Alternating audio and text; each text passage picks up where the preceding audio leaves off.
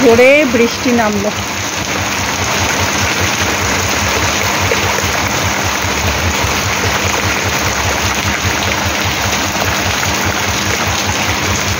থেকে থেকেই বৃষ্টি হচ্ছে কালকে থেকে।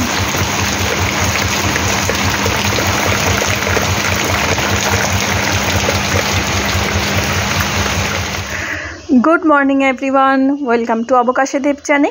আমি দেবযানী। আর বৃষ্টি ভেজা দিন বা বৃষ্টি ভেজা সকালটা নিয়ে আজকে শুরু হয়েছে। তো কালকে সারাদিনে বিক্ষিপ্তভাবে বারে বারে বৃষ্টি হয়েছে, কিন্তু রাত্রিবেলা আর এই সকালবেলা ভালো মতো বৃষ্টি হয়েছে।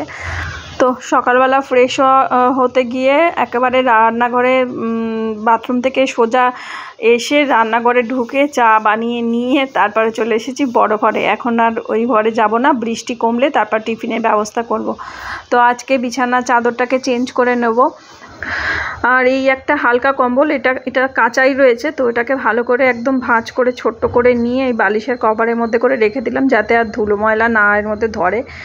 কারণ আমি তাহলে না এটাকে ইউজ করতে পারবো না। দেখো আমার ক্যামেরাটা কিন্তু নড়ে গেল, এটা খেয়ালও করিনি।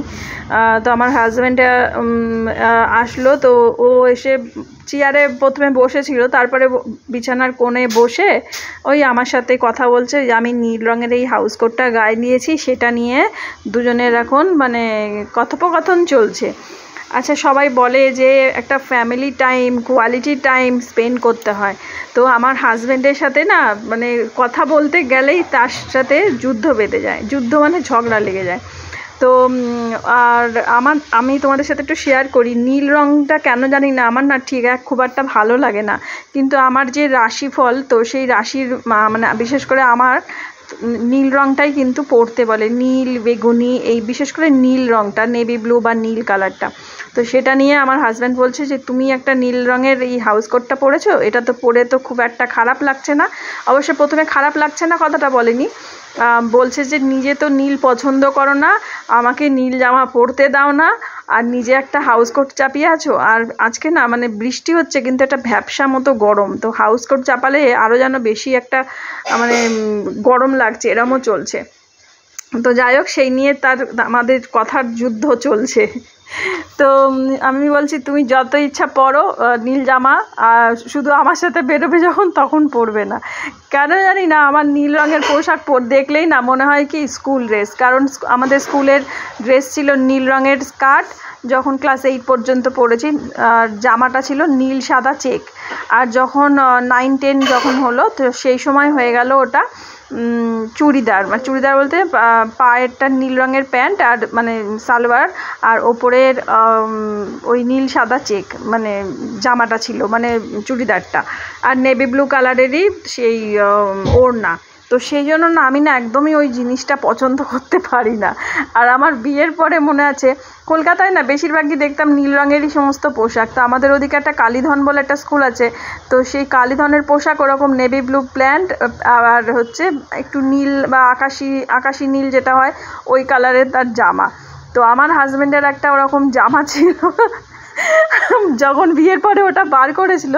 আর ও আমার হাজব্যান্ড আবার নীল রঙটা খুব পছন্দ করে, মানে ভীষণ পরিমাণে পছন্দ করে, বলে যে কৃষ্ণের রং নীল, আর ওর কাছে খুব নীল প্রিয়, আর আমার কাছে একদমই বলা যায় অপ্রিয়। তো সেটাই মানে দুজনের দুই মেরু, তো কোয়ালিটি টাইম কি স্পেন্ড করবো, উল্টে ঝগড়া লেগে যায়। তো সেই এই হাউস কোটটা অনেক দিন বাদেই বার করেছি, আর সেটা পরেছি। আর তাই আমার হাজব্যান্ড বলছে নিজে তো পছন্দ করো না, আর আমাকেও পরতে দাও না। আর আমার হাজব্যান্ডের না একটা নীল সাদা জামা আছে, ওইটা প্রিন্টটা কিন্তু ভালো। আর আমি ওকে বলি যে ওই যে কার্বন পেপার হয় না, আগেকার দিনে সেই কার্বন পেপারের ওপরে এমনি লেখা হতো, তার নিচে যখন পেপারটা তোলা হতো সেই নীল নীল টাইপের লেখা হতো।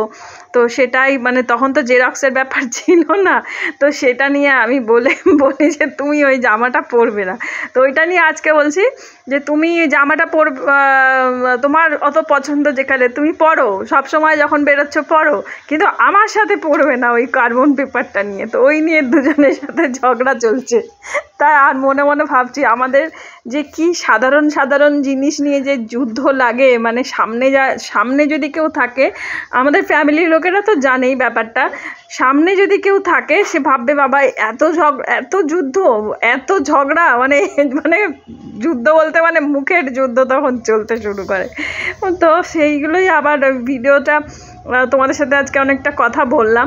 আর একটা জিনিস তোমরা কি লক্ষ্য করেছো, দেখো আমার পিছনের দিকে ব্যাকগ্রাউন্ডটা, এখানে আমার একটা টিভি ছিল, এখনও সেই টিভিটা অনেকই পছন্দের। এই দেখো এবার আবার চলছে, যে আমার হাজব্যান্ডকে বলছি তুমি যে দিকটাই ক্যামেরা চলছে তুমি সেদিকটাতেই এসেছো, ওখানে চেয়ার আছে চেয়ারটায় গিয়ে বসো, কোনো কারণ নেই কিন্তু ওই দরজার কাছে ও ঘুরঘুর করছে, তারপরে আবার এদিকে চলে আসলো। তো যাই হোক, তো আমি যেটা বলছিলাম যে ওখানে আমার একটা টেবিল ছিল, টেবিলের মধ্যে আমার একটা টিভি ছিল, তো সেইটা তো টিভি তো দেখা হয় না, টিভিটা বলা যায় একটা আলমারির মতো, একটা আলমারি তবু কাজে লাগে, টিভিটা কোনো কাজে লাগে না। তো ওইটাকে মানে হয়তো বিক্রি করে দেওয়া হবে বা বিদায় দেওয়া হবে, মানে ভাবতে গেলেও না মনটা কষ্ট হচ্ছে।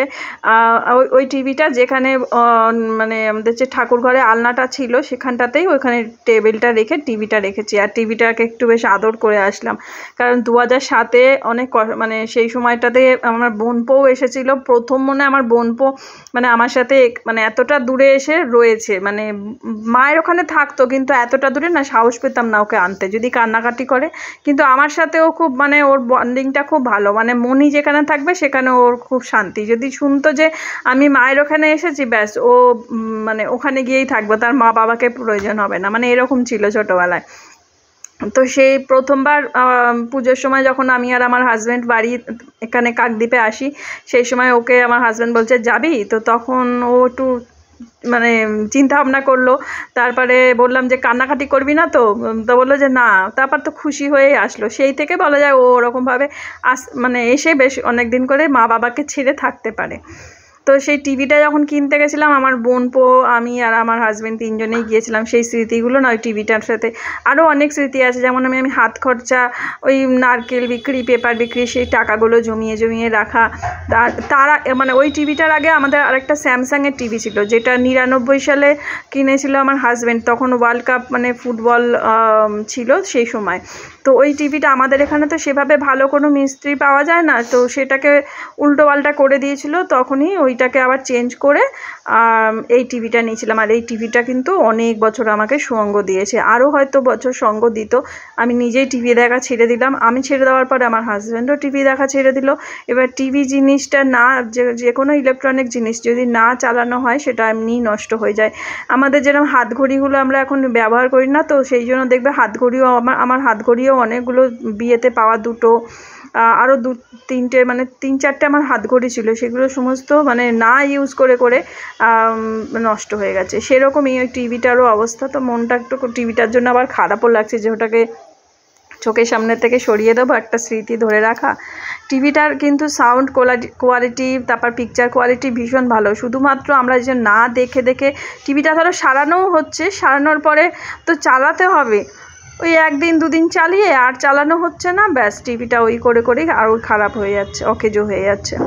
তো যাই হোক, অনেক গল্প করলাম। তো ওই অনেক দিন ধরেই ভাবছিলাম আলনাটাকে বড় ঘরে নিয়ে আসবো, কারণ আমার এই বড় ঘরটাতে না চেয়ার বা মেঝেটাতে না জামা কাপড়ের ভৌর হয়ে থাকছিলো।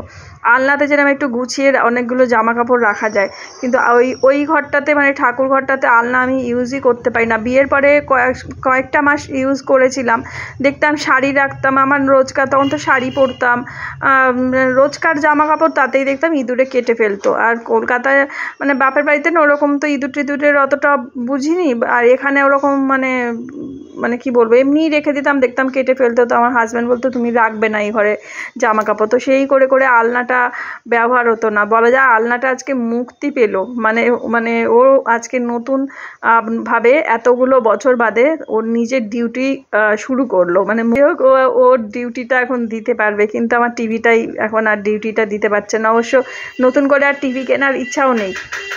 বেশ কয়েক বছর আগে একবার টিভি কেনার কথা ভেবেছিলাম, যে হয়তো ওই দেয়ালে যে বড় যে স্ক্রিনের টিভি কিনবো, কিন্তু যদিও কিনি সেটা ওরা অকেজো হয়ে নষ্ট হবে। আমার বোনের বাড়ির টিভিটাও চলে না, ওরা তিনজনে কেউ টিভি দেখে না, না দেখে ওদের টিভিটারও অবস্থা খারাপ হয়ে যাচ্ছে। মানে ওর টিভিটা খুব বেশি পুরনো নয়, তো তবুও না চালিয়ে টিভিটার অবস্থা ওদেরও খারাপ হয়ে যাচ্ছে। তো সেই কারণে বেকার অতগুলো টাকা দিয়ে টিভি কিনবো না আর নতুন করে, সেই টাকার ফোন কিনলে ফোনটাই সব সময়ের জন্য সঙ্গী, কাজে লাগছে সেই।